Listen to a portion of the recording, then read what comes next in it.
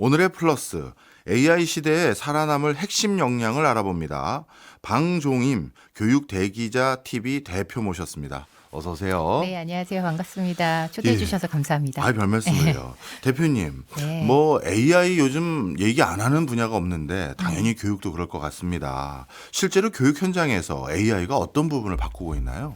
네, 2026년 정부의 좀 발표를 보면요. 국내 교육계에서의 그런 굵직한 변화상들을 얘기를 했었을 때 사실 신규 정책보다는요. 기존 교육 정책의 현장 안착에 방점을 둔 경우들이 많았는데 사실 AI만큼은 좀 예외라는 점을 말씀드리고 싶어요. 그래서 예. 최근 교육부가 발표한 2026년 교육부 업무 보고에서 가장 눈에 띄는 점 역시 AI 디지털 교육 입니다. 그래서 초중등 교육에서 고등교육으로 이어지는 AI 인재 양성 교육 과정이 확대되고 신설됐는데요.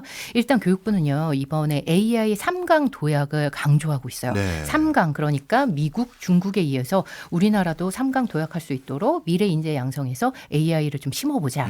이런 초점으로 중심 과제를 잡고 있고요. 예. 최근에 교육부가 3년 만에 대규모로 조직 개편을 했는데 네. 이때 주목해야 될 점이 AI 인재 지원국을 신설했어요. AI 인재 지원국. 예, 야, 이게 AI 인재를 국까지 위해서 가는 거예요? 네, 지원을 오. 하겠다. 이것을 국으로 만들자. 이런 대대적인 조직 개편을 통해서도 좀 읽을 수가 있죠. 예. 그래서 학생과 교원이 AI를 보편적으로 좀 활용하는 그 단계까지 한번 나아가도록 교육 실현을 해보자. 예. 그리고 질문 중심의 수업과 선온수령 평가를 좀 확대해보자. 지금의 방식에서 좀 변화를 줘야 된다. 그리고 또 한 가지는 AI 중점 학교도 단계적으로 확대를 할 가능성을 좀 보이고 있는데요. 특히 AI 중점 학교는요. 지금 AI 관련 시수를 지금 일반 학교보다 좀 늘리는 방향성인데 네. 예를 들면 2026년도에는 1,000개 정도를 목표로 하고 있습니다. 학교를요? 네. 이야. 일반 학교에 중점적으로 AI 교육을 좀 몇 과목을 더 신설해보고 시수를 좀 늘려보자 이런 예. 초점이거든요.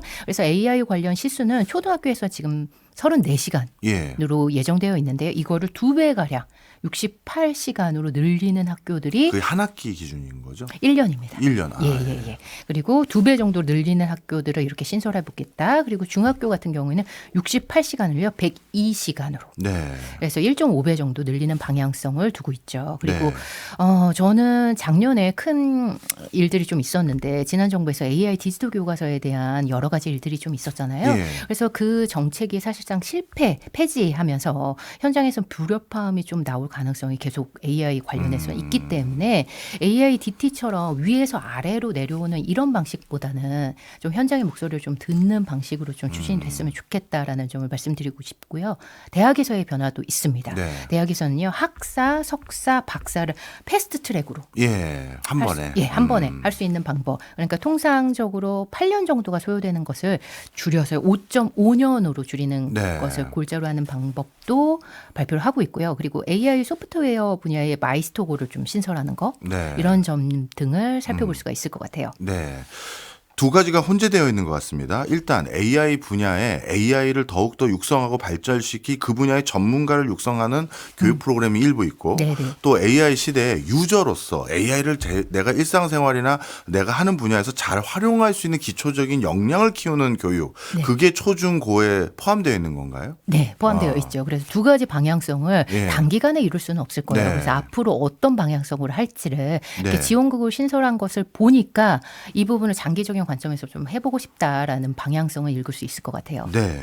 그런데 뭐 AI 분야에 별도의 전문가를 육성하는 과정을 패스트트랙이나 뭔가로 육성하는 건 이해가 되는데 그냥 AI 자체라는 도구를 전 국민이 보편적으로 쓰게 만들기 위해서 초중고 때부터 교육을 시킬 만한 거리가 있나요? 아직까지 너무 정확한 지적을 네. 해주셨는데 아직까지 AI 관련된 학과목 그리고 예. 어떤 교육을 하는지 그리고 어떤 선생님들이 이 부분에서 어떤 교육을 받아서 아이들한테 가르칠 수 있는지 네. 이 부분에 대해서는 미지수들이 좀 예. 있어요. 이해했습니다. 그래서 이 부분을 어떻게 앞으로 정부가 풀어갈지는 관심을 가져야 되는데 그렇기 때문에 지금 AI가 학교에 도입됐다는 부분 사실 저희가 AI DT 때문에 많은 분들이 예. 그 AI AI가 학교에 들어온다는 부분을 AI DT로만 생각을 하는 예. 가능성이 있거든요. 그래서 이 부분에서의 그 우려감보다는 AI가 학교에 들어왔을 때, 교실 속에 들어왔을 때 앞으로 어떤 방향성을 그려갈지를 이제부터 논의를 해야 될 것 같아요. 예, 예. 아직까지는 그렇게 초기 활발하게. 단계다. 네네, 맞습니다. 네, 알겠습니다. 근데 이제 대학에서는 요즘 고민이 많아요. 많습니다. 학생들이 부정행위라고 해야겠죠. 그 뭔가 평가 지표를 저희가 기존에 삼아놓은 것을 네. AI를 자꾸 활용하다 보니까 맞아요. 이게 공정한 평가가 안 되는 거예요.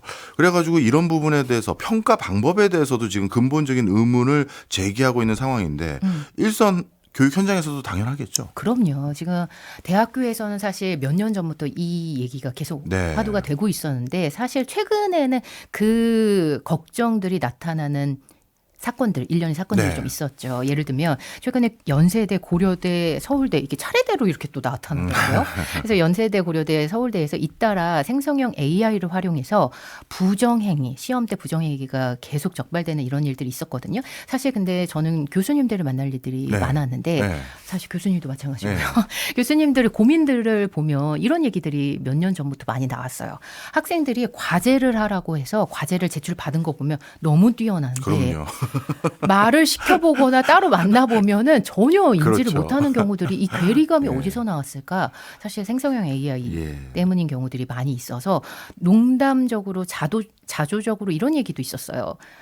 과제만 보면 노벨상 나오겠는데 이런 얘기 표현이 있을 만큼 과제를 잘해오는데 물어보면 모른다. 즉 챗GPT를 활용해서 인용하거나 과제 제출하는 학생들이 예전부터 사실 한 2, 3년부터 두드러지게 나타나기 시작했고 작년에 굉장히 많이 나타났고 그런데 그게 작년 하반기에 시험에서도 나타나는 일들이 생긴 거죠. 그래서 요즘 이제 대학교 가보면 많은 고민들을 하더라고요. 네. 그래서 생성형 AI를 활용해서 자료 요약하는 게 너무 일반화되어 있는데 다양한 과제를 하는 학생들이 많아졌다는 것을 인지를 한다면 동시에 이런 정상적으로 학습 과정에서 활용하는 것과 또 한 가지는 부정행위 사이에서 이 경계를 어떻게 할 것이며 그리고 급기야 최근에는 이런 일들이 나타나니까 이런 부분에서 우리는 어떤 방향성을 가져갈 것이냐 평가에 대한 방식도 한번 생각해 볼 필요가 있지 않을까. 왜냐하면 이번에 연세대, 고려대, 서울대는 좀 예외적으로 볼 수도 있겠지만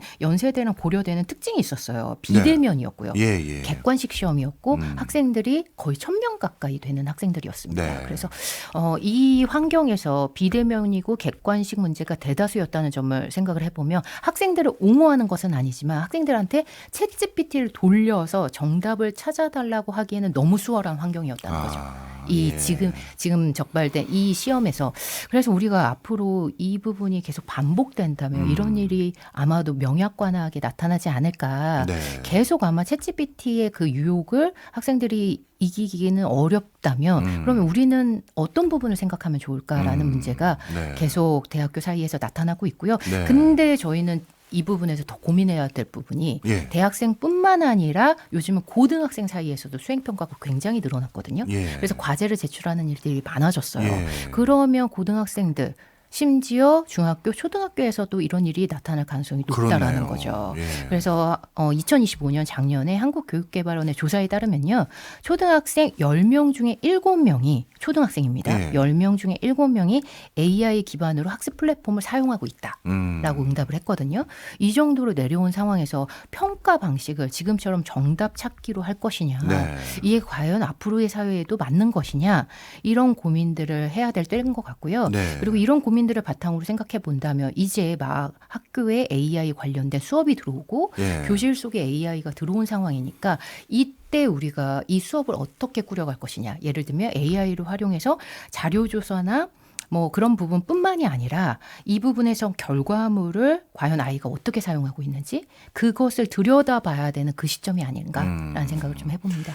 사실 이제 진짜 과제 내고 나면 이게 뭐 사람이 한 건지 AI가 얼마나 도와준 건지 맞아요. 이 판단이 잘 안 돼요. 네, 그리고 인용 기준도 모호하죠. 그렇죠. 그리고 또 학생들이 점점 뭐랄까요 이런 의심을 받을 거라는 걸 알기 때문에 부분적으로 사람이 한 티를 내도록 또 가공을 해봐요. 그 체감하시죠. 예. 예, 예. 그러니까 이 AI에게 한 티를 안 내기 위해서 일부러 막 흐트러뜨려 놓기도 하거든요. 그러다 보니까 진짜 야 이거 뭐 숙제가 아닌 뭐 그냥 무조건 와가지고 퀴즈 내서 여기서 풀어라 이렇게 해야 되나 이런 고민도 사실 있는데 네. 또 현장에서는 이런 얘기들이 있다고 합니다. AI를 도입해서 논술 또는 서술형 평가를 치르자 이런 얘기가 나온다던데 이건 무슨 얘기예요? 맞아요. 지금 대학교에서 이렇게 연세대, 고려대, 서울대 일이 지금 나타났을 때 우리나라처럼 큰 반응이 있었던 나라는 없을 거예요. 왜냐하면 해외에서의 사례는 해외에서의 대학들 같은 경우에는 생각을 쓰는 방식으로 네. 그러니까 정답을 객관식 문제를 고르는 방식이 아니라 네. 생각을 쓰는 방식으로 대학교에서는 평가가 이루어지고 있고 네. 사실은 대학 입시에서도 뭐 인터내셔널 바칼로레아라고 들어보셨겠지만 예. 그 IB에서는 그렇게 평가를 한다든지 예. 입시에서도 많이 나타나고 있잖아요. 그래서 이렇게 답을 고르는 방식, 정답을 찾기 이거는 아마도 AI가 더 잘할 것이기 때문에 이런 부분에서 평가 방식도 바꾸지 않으면 이런 일들이 계속 나타나지 않을까라는 이런 생각들이 지금 모아지고 있는 거죠. 그래서 네. 지금 논서 수령에 대한 의제가 많이 나오고 있는데요. 대입은 정권에 따라서 그리고 교육과정 개편에 따라서 한 번씩의 여러 가지 이유가 있겠지만 계속 변화를 하고 있습니다. 네. 너무 잘 아시겠지만. 그래서 정부가 바뀐 다음에 다음 개편, 네. 그러니까 다음 대입에 대해서는 현재 논의 중이거든요. 예. 마지막으로 저희가 대입 개편안이 나온 것은 2028은 지금 고등학교 1학년, 현재 고등학교 1학년이 대학을 갈 때 네. 그 대입 개편이 마지막으로 발표됐어요. 예. 그러니까 2028 대입 개편이 아마도 한 3, 4년 정도 운영을 한다고 봤었을 때 네. 중학교 이하 학생들, 예. 초등학교 5학년 내지는 6학년 학생들이 대학에 갈 시점 2032 내지는 3, 3학년도가 될 것 같거든요. 예. 그때 기준점으로 대입 개편안을 지금 현재 논의하고 있으니 그럴 때 초등학교 5학년이나 6학년 학생들이 대학을 갈 때면 지금하고는 또 다른 사회의 변화상들이 펼쳐질 거잖아요. 예. 아마도 더 AI가 일상생활에 깊숙이 녹아든 시점이 아닐까라는 생각을 하니까 그렇다면 지금의 수능 방식, 네, 객관식 지금의 경우에. 내신 방식이 예. 맞느냐 예. 이런 고민들이 그때 생각이 나기 그렇군요. 시작한 거죠. 그래서 어차피 바꾼다면 이 부분의 사회상을 같이 해서 바꾸는 게 어때? 라는 생각으로 AI 도입을 바탕으로 논서 수령 평가에 대한 여러 가지 의견들이 전문가 사이에서 나오고 있는데요. 네. 근데 예전에는 지금 논서 수령 평가에 대해서 화두로 말씀을 나누면 아마 지금 청취자분들이 네. 놀라실 거예요. 네. 그럼 누가 채점을 하고 예. 그거 어떻게 사람이 채점을 하면 공정성을 어떻게 확보할 수 있느냐 네. 이런 의구점이 드실 텐데요. 이것도 AI가 이제 가능해진 사회니까 점점 더 이 부분에 대한 관심사가 몰려지는 거죠. 그렇군요. 예전에는 다 인간이 하게 돼 있었을 예. 거잖아요. 근데 그 부분에서 평가 시스템을 갖춘다면 예. 논서 수령도 AI를 바탕으로 할 수 있는 부분이 더 많지 않을까? 그러면 도입했을 때 그런 우리의 우려점들 네. 그런 부분 공정성을 확보하는 차원에서도 AI를 좀 활용하면 지금보다는 좀 나아지지 않을까라는 네. 생각으로 한국교육과정평가원도 마찬가지고요. 네. 지금 경기도교육청을 필두로 해서 교육청 단위에서도 많이 개발을 하고 있어요. 네. 왜냐하면 2028 대입 개편 마지막으로 나온 대입 개편안이 2028이었는데 2028 대입 개편 때도 사실 논서 수령에 대한 의견이 나왔습니다. 네. 근데 그때만 하더라도 너무 시기상조가 아닐까라는 생각을 했던 거죠. 그래서 그때는 논서 수령을 수능에서 도입하지는 않았는데 네. 내신에서는 지금 점점 더 도입을 하고 있거든요. 그래서 지금 중고등학교 가보면 내신에서 서술형의 평가가 늘어난 상황이에요. 네. 예전보다는. 예. 그런 차원에서 논술도 반영을 해보고 이 부분에서 평가에 어려운 점이 있다면 이걸 AI로 도입하는 이런 방식으로 지금 많은 활발한 논의가 이루어지고 있습니다. 네. 교육 현장에서는요. 그거는 굉장히 획기적일 것 같습니다. 사실 논술 서술형 평가를 한다고 했었을 때 가장 먼저 우려되는 게 그 평가자의 그 객관성, 공정성 그렇죠. 그런 것들에 대해서 사실 굉장히 걱정도 우려가 있죠. 했거든요. 예. 왜냐하면 모든 일선 학교를 교육부에서 교육 관련한 그 정부기관에서 관리 감독하기는 사실 쉽진 않거든요. 어렵죠. 그리고 우리나라처럼 대입이 이렇게 치열한. 네. 부모님들이 또 그 부분에서 공정성이 담보되지 않으면 또 그렇죠. 가만히지 않으실 예. 거기 때문에 야, 그런데 그 평가를 어떤 형태일지 모르겠지만 네네. AI가 조금 가미된다고 하면 그래도 수용성이 있을 수 있는 여지는 있을 수 있겠네요. 네네네. 그래서 이 부분을 어떻게 도입할지를 한번 보셨으면 좋겠고요. 예. 아마 올해 2032 내지는 33 저도 정확히는 언젠지는 네. 알 수가 없는 상황이니까 그렇지만 예견하건대 2032 내지는 33이 될 것 같아요. 그런 부분에서 대입 개편안이 아마 올해 정말 많은 논의가 이루어질 것이니까 예. 그 부분 한번 부모님이시라면 네. 확인하셨으면 좋겠습니다. 네, 알겠습니다.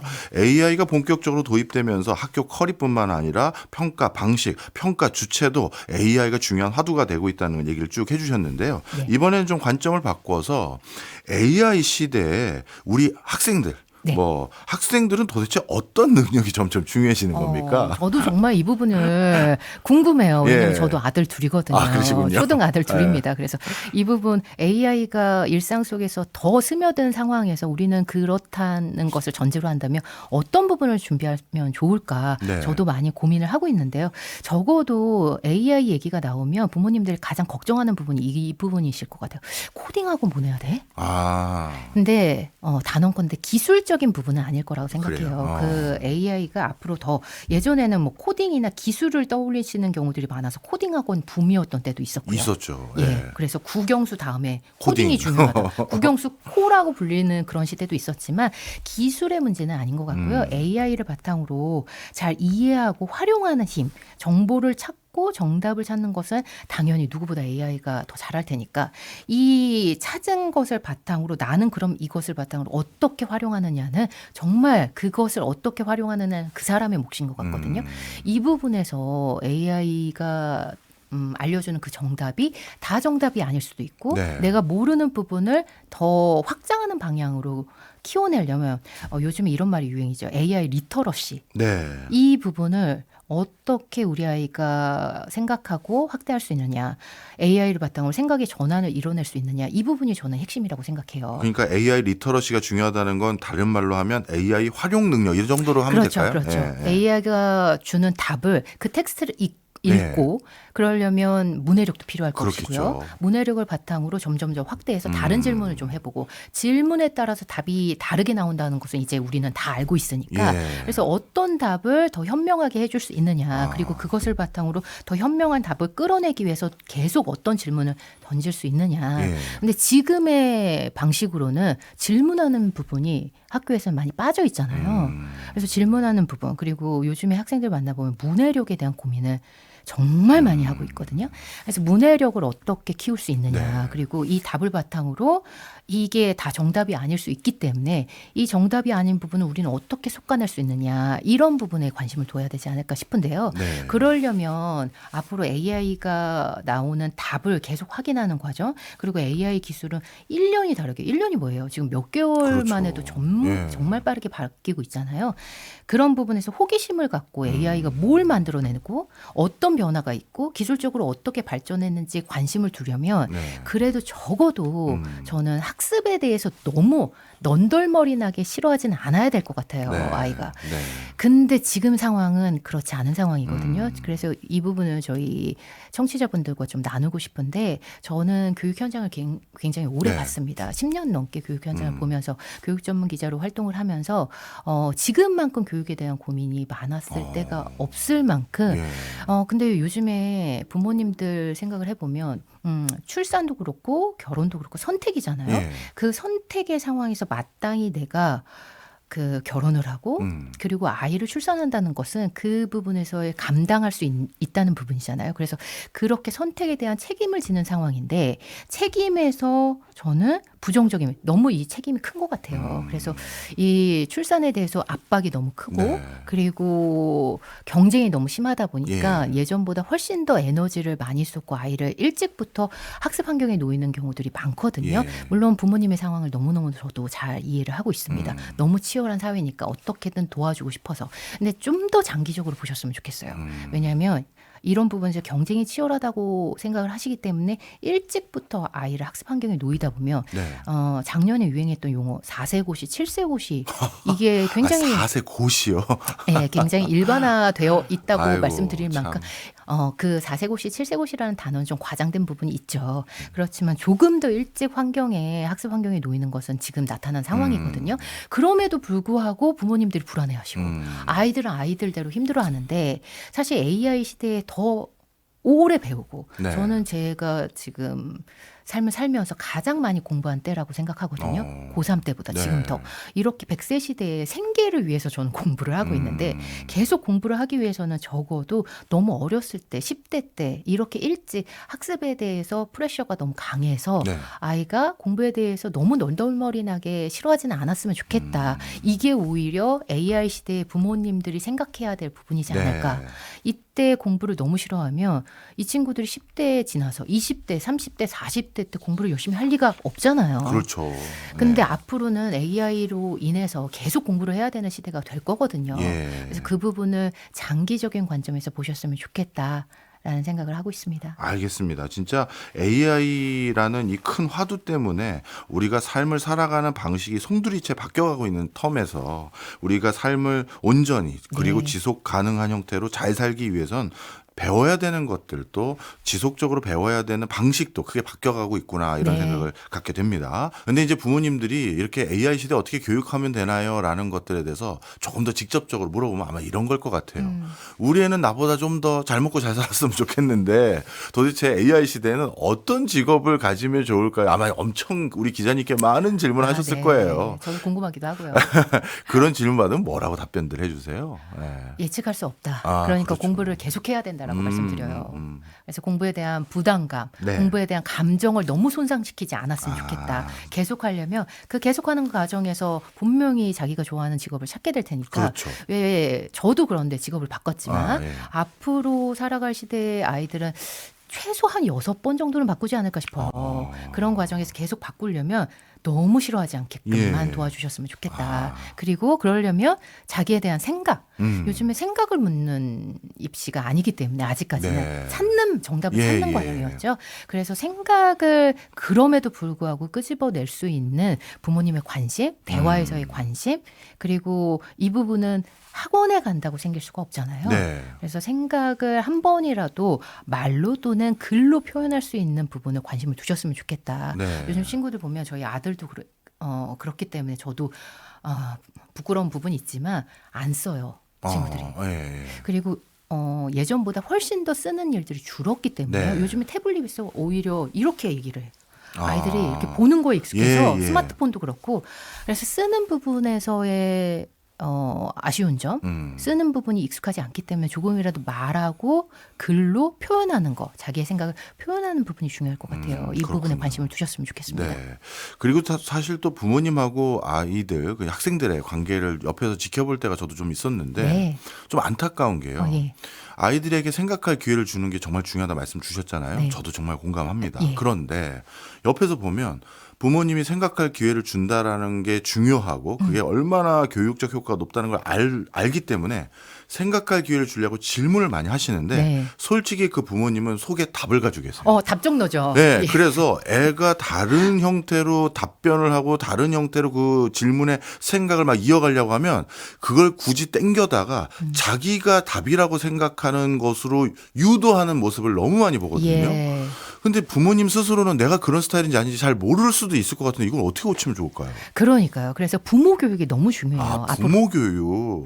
앞으로 시대에서 아이만 바꾸라고 부모님들이 하시는 경우들이 너무 많은데 예. 정작 중요한 것은 부모인 부모 경우들이 너무 교육. 많습니다. 예. 그래서 나를 돌아보는 시간들이 필요할 것 같아요. 네. 아이뿐만 아니라 내가 지금 이렇게 얘기하는 게 과연 앞으로 시대에 맞는 건가? 네. 지금까지는 아닐 수도 있었을 것 네. 같아요. 근데 사회가 변하는 부분을 인지를 한다면 그래도 내가 하는 말에 아이한테 어떤 영향을 줄지를 생각하시고 얘기를 한다면 지금하고는 좀 다르지 않을까. 네.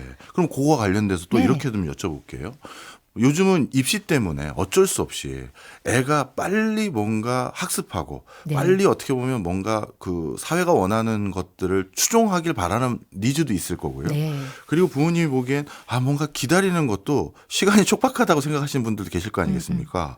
그러면 부모님이 조력자 역할을 하면서 스스로 생각하고 사고하고 질문을 스스로 하면서 성장하는 걸 기다려줘야 되는데 이거 언제까지 기다려야 될까요? 언제까지에 대한 답을 저도 찾는 과정이에요. 네.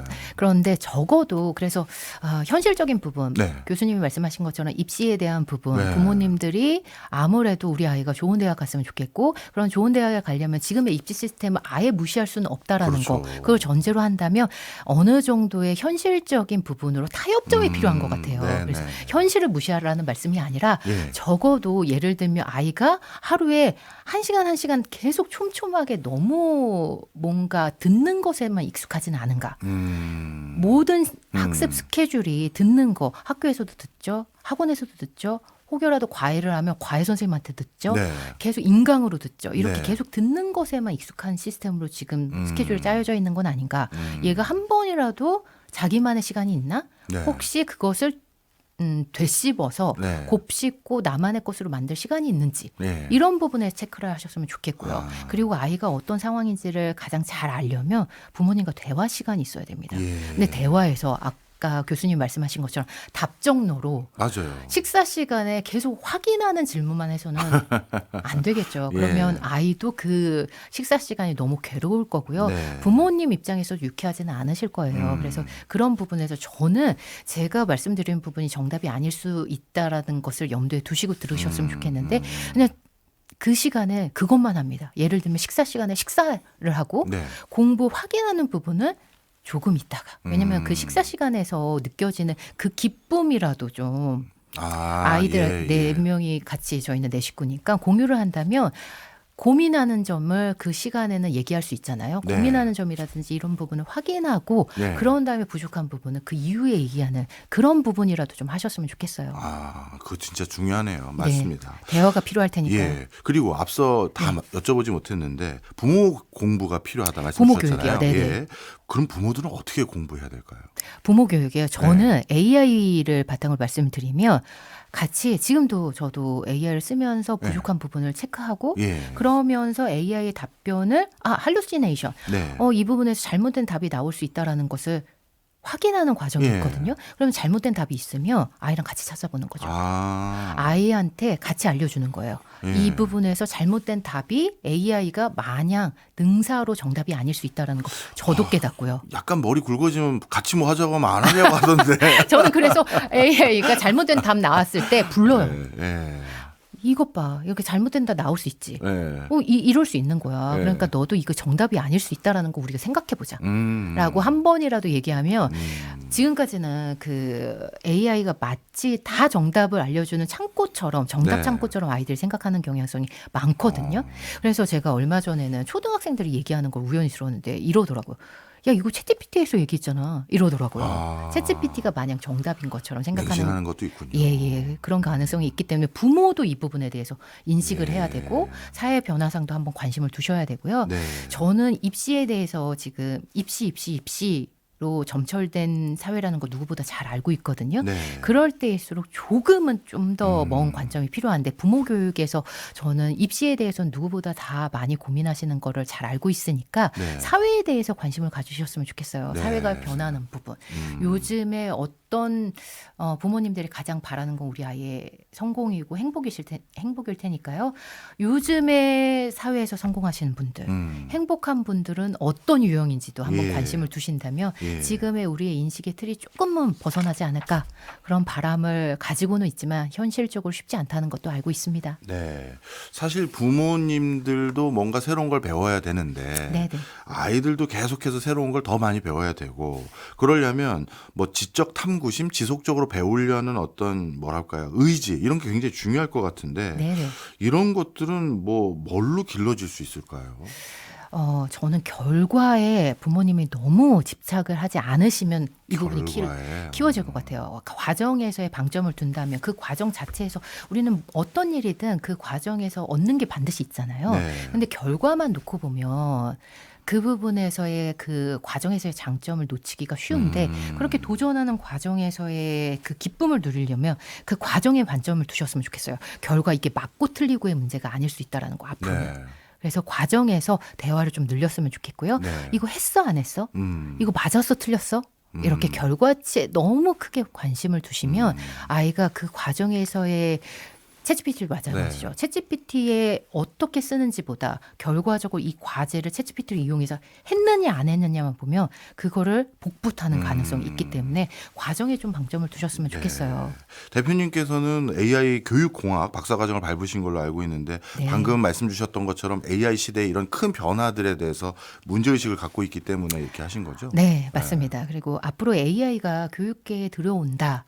이 부분에서 교실에 들어왔을 때를 염두에 둔다면 그 부분을 좀 잘 이해하고 이를 부모님께 설명해 드리는 사람이 있었으면 좋겠다라는 생각을 하는데 저 역시 AI를 잘 모르기 때문에 배우는 과정이 좀 필요할 것 같다는 생각을 하면서 과감하게 도전했는데 많이 후회하고 있고요. 왜요? 너무 힘들더라고요.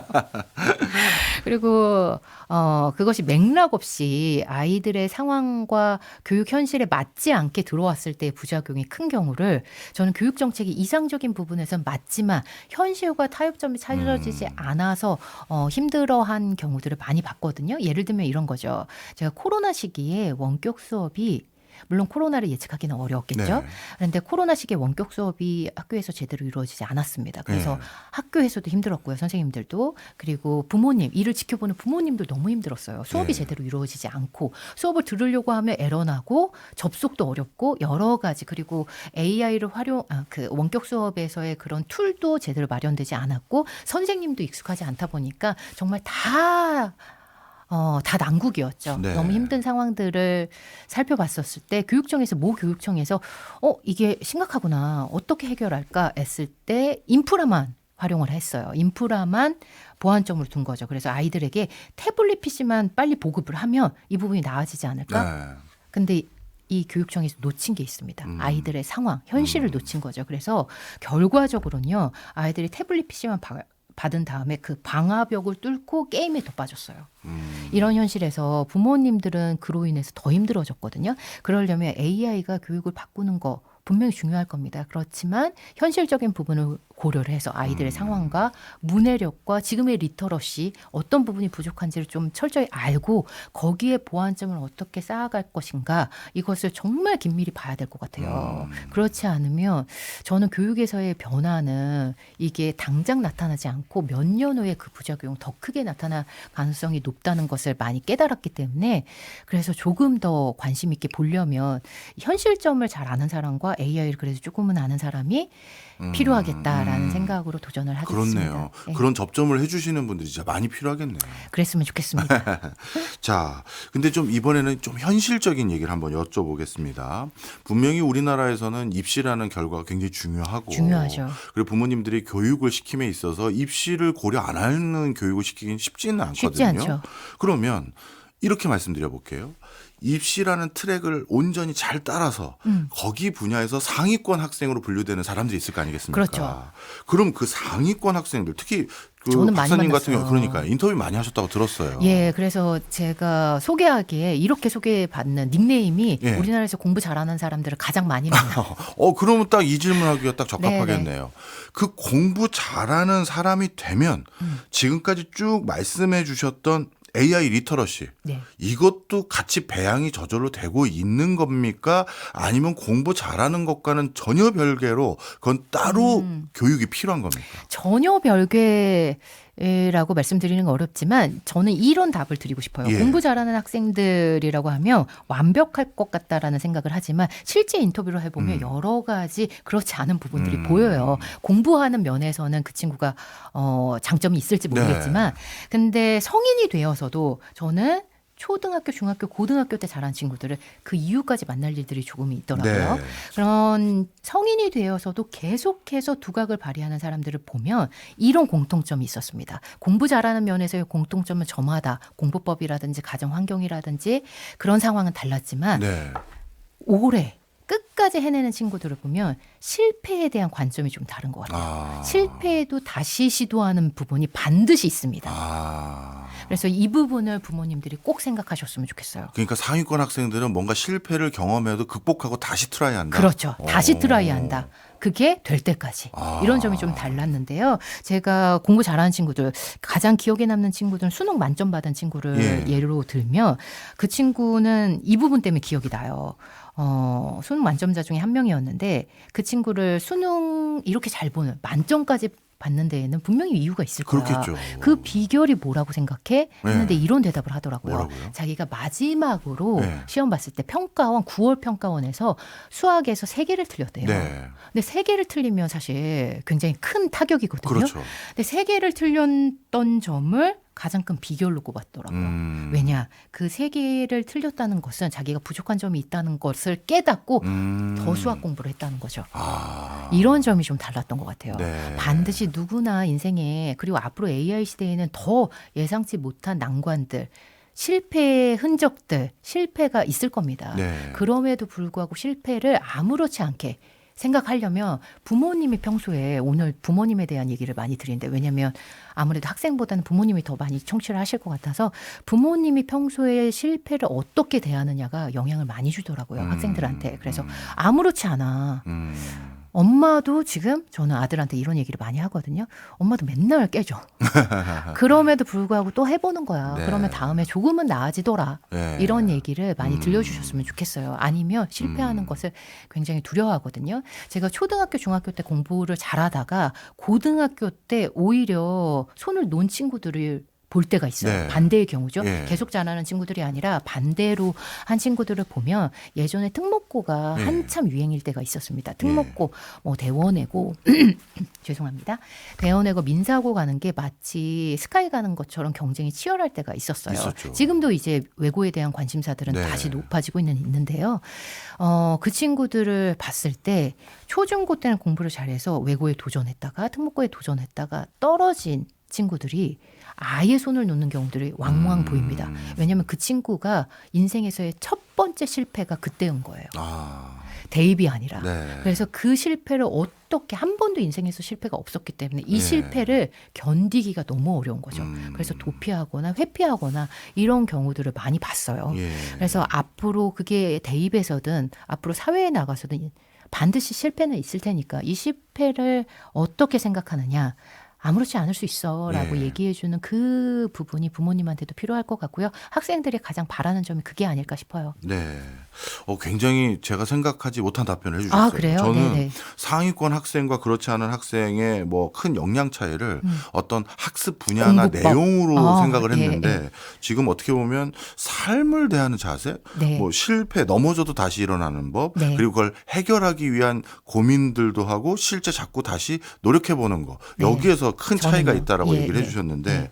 그러면 그런 것들은 어떻게 길러줄 수 있을까요? 그게 길러져야 상위권 학생이 된다라고 얘기해도 되는 것 같은데. 네. 그래서 저는 그래서 부모님의 태도와 아. 부모님의 관점이 중요하다는 말씀을 드리고 싶은 예. 거예요.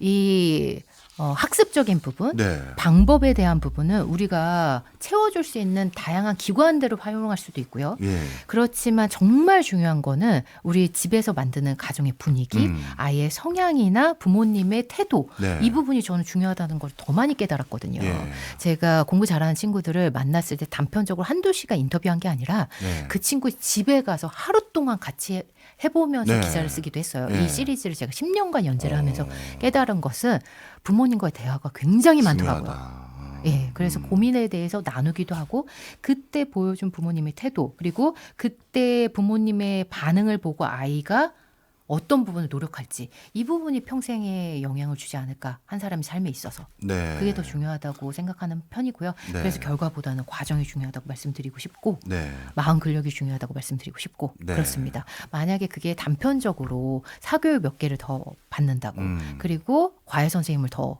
붙인다고 만약에 해결이 된다면 네. 우리나라에서 가장 수학을 잘 가르치는 선생님, 예를 들면 정승재 선생님, 네. 정승재 선생님의 강의 우리 다 들을 수 있습니다. 그렇죠. 요즘에 마음만 먹으면 온라인으로 얼마든지. 네, 맞습니다.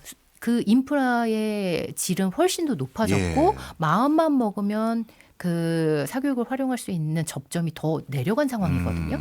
그런 부분인데 왜 학생들의 성적은 천차만별일까요? 그걸로 해결되지 않는다는 그렇네요. 말이죠. 예. 예. 그리고 그것을 어떻게 내 것으로 만드느냐. 여기에 한 가지 학생들의 입장에서 말씀드리면 요즘에 다 듣기만 해요. 예. 정말 많이 듣습니다. 예. 근데 그것을 자기 것을 착각하는 경우들이 너무 많아요. 아, 들었으니까 이해했다라고. 이해했다고. 아. 근데 내 것을 곱씹을 시간이 한 번도 없는 거죠. 예. 그 부분을 좀 체크를 해주셨으면 좋겠어요. 중요한 말씀이시네요. 자, 방금 사교육 말씀 주셨기 때문에 네. 아마 요즘 부모님들이 사교육 고민 정말 많이 하실 것 같아요. 학생들 인구는 뭐 줄어드는데 사교육비는 점점 늘어난다니까 맞습니다. 바로 그걸 반증하는 것 같은데, 자, 그러면 사교육을 고민하는 부모님들께 꼭 이것만은 점검해 주세요라고 얘기하고 싶으신 게 있다면? 네. 사교육은 필요하면 하는 거라고 생각해요. 저는. 예. 필요하면 하는 거. 예. 제가 만난 사교육 원장님들 저는 대치동을 정말 밥 먹듯이 가거든요.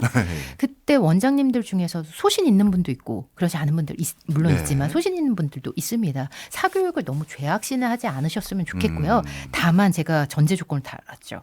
필요하면 하는 거. 네. 근데 지금의 상황은 필요하면이 빠져 있는 것 같아요. 아. 옆집에서 하는 거. 예. 주변에서 이끌려서 하는 거. 네. 그래서 아이의 그 선택 기준이 누군가에 떠밀려서 하는 경우들이 너무 많으면 제대로 현명한 판단을 하기가 너무 어려운 현실인 것 같아요. 그래서 가장 먼저 점검해야 될 부분이 있다면 아이가 원해서 하는지, 아이가 정말 상황을 보고 필요해서 부모님이 시키는 건지, 부모의 불안인지, 옆집에 이끌려서인지 이 기준점을 좀 살펴보셨으면 좋겠어요.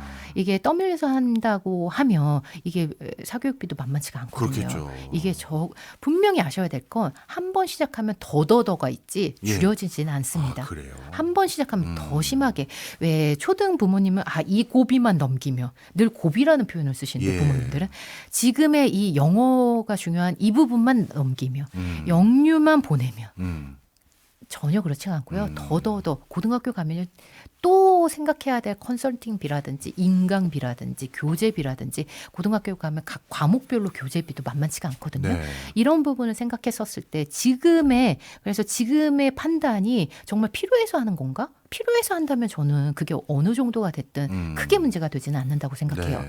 그렇지만 필요해서 하는 게 아니라 주변에 이끌려서 그냥 불안해서 한다고 생각을 하시면 이 부분에서 기회비용을 반드시 생각하셨으면 좋겠다. 그리고 이거는 쌓이면 쌓였지 덜어지진 않는다. 그리고 그 부분을 저는 되도록이면 가정의 형편도 살펴보셨으면 좋겠다. 왜냐하면 이 부분에서 가정의 형편을 생각하지 않고 일단 두 분의 맞벌이 부부가 하는 경우들이 많으니까요. 요즘 맞벌이가 많으니까 한 분의 몫을 다 아이한테 올인하는 경우들이 너무 많거든요. 네.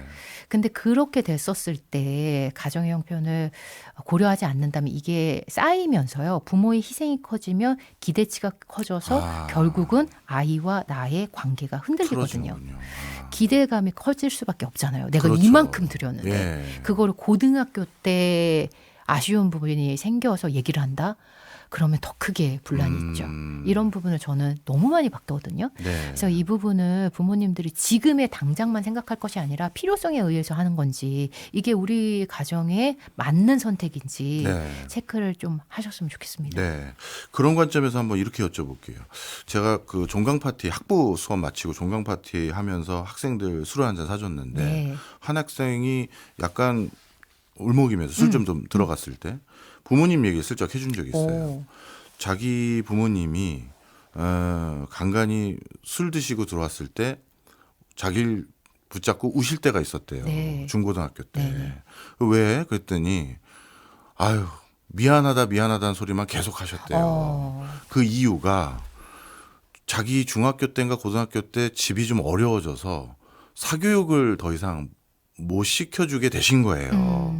그래서 간간히 어쩌다가 술 한잔 하고 어머니랑만 산 친구인데 어머니가 가끔 들어와서 미안하다 하고 방에 들어가서 주무시고 하는 게 자기는 그게 참 마음이 멍해가 있나 봐요. 네. 만약에 예. 돈이 여건이 안 돼서 사교육을 많이 못 시킬 분들이라면 네. 어떻게 하는 게 좋을까요? 아, 너무 좋은 말씀을 해주셨는데 요즘 제가 10년 넘게 교육을 예. 받다고 말씀드렸잖아요.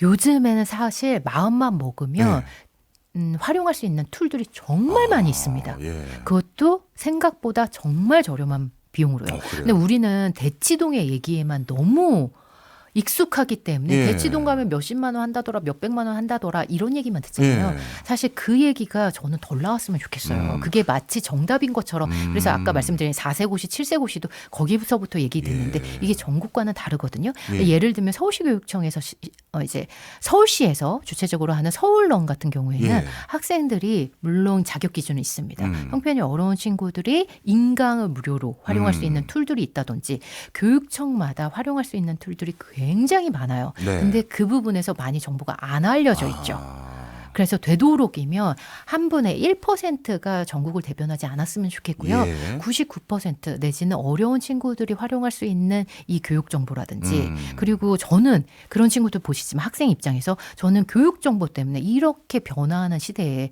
교육 정보를 요즘에 교육 정보가 마치 권력처럼 네. 부모님이 알아야 되는데 그거를 모르는 부분에서 죄책감을 갖는 경우들을 또 너무 많이 보거든요. 네. 그래서 옆집 엄마 모임에 나간다든지 힘들지만 이런 경우들을 많이 봐요. 예. 그러지 않으셔도 됩니다. 요즘에 유튜브도 있고요. 그리고 더 마음만 먹으면 알 수 있는 창구들이 많이 있거든요. 예. 그래서 저도 교육 정보를 알려드리려고 교육 트렌드를 알려드리려고 노력하는 것처럼 마음만 먹으면 사실 알아볼 수 있는 창구들이 너무 많고 그 부분을 활용한다면 그렇게 그 교육의 질이 낮거나 그러지 않거든요. 활용하려면 활용할 수 있는 창구들이 많다라는 점을 꼭 말씀드리고 싶어요.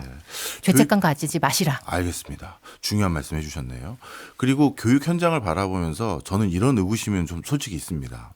예전에 저희 세대 네. 객관식 시험 그리고 이런 것들을 중심으로 대학 입시를 평가받아서 온전히 그걸로만 학교에 진학했던 이거 분명 문제가 있거든요. 획일적 교육으로 아이들의 특성이나 이런 것들에 맞춰서 다양한 입시 제도가 있으면 좋겠다 이 생각 다 했는데 근데 입시 제도가 다양해지다 보니까 네. 바쁜 부모가 그걸 나 혼자 다 대응이 못 되는 거예요. 네. 그래서 누군가는 그걸 돈으로 대응을 시켜줘서 컨설팅도 받고 자기소개서도 만들고 포트폴리오도 만들고 하는 친구들이 입시에서 솔직히 더 좋은 성과를 내는 건 아닌가 의구심이 있어요. 그러면 다양한 학생들의 그 특성을 반영하기 위한 전형을 만든다는 취지는 너무나도 이해가 되지만 네. 이게 지금 현상은 돈으로 그걸 해주는 것 같은 느낌도 지울 수가 없거든요.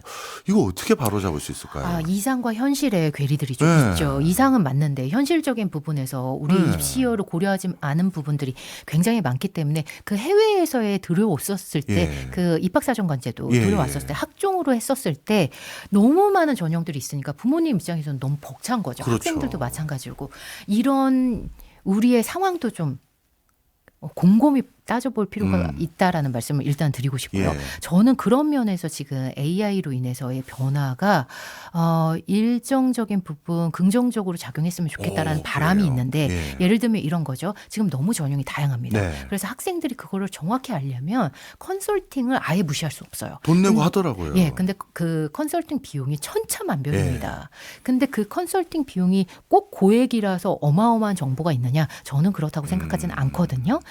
그런 면에서 지금 교육청도 그렇고 교육부도 그렇고 AI로 인한 입시 시스템을 좀 입시 평가, 네. 컨설팅 평가 시스템을 만들려고 하고 있어요. 예. 그래서 그런 부분이 모든 학생들한테 적용이 된다면 그것을 활용한다면 지금보다의 컨설팅의 열기는 좀 줄어들지 않을까. 그렇네요. 예, 그거를 무료로 할 수 예. 있는 이런 툴들을 지금 마련하려고 하거든요. 네. 그런 부분으로 AI가 좀 반영이 됐으면 좋겠어요. 중요한 요소였네요. 예. 알겠습니다. AI가 진짜 교육에도 많은 변화를 불러일으킬 것 같습니다. 지금까지 방종임 교육 대기자 TV 대표였습니다. 오늘 많이 배웠습니다. 고맙습니다. 감사합니다.